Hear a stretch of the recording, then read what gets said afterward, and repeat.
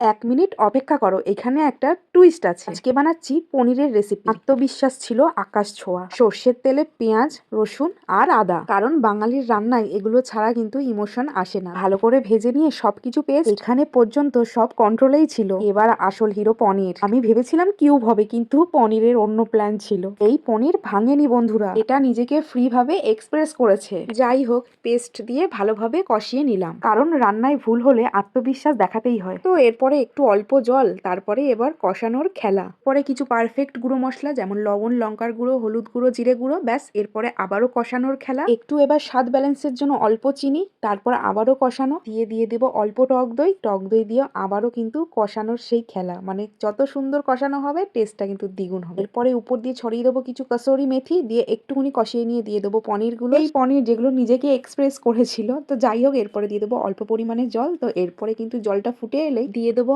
একদম পারফেক্ট, যেটা ছাড়া তো একদম টেস্ট লাগবেই না, সেটা হচ্ছে গরম মশলা। তারপরে দিয়ে দেবো বাটার, কারণ লাস্টের বাটারে কিন্তু সব ভুল মাফ হয়ে যাবে। তো যাই হোক, পনির ভেঙে গেলে হবে কি, টেস্টটা কিন্তু ছিল একদম রেস্টুরেন্ট লেভেলেই।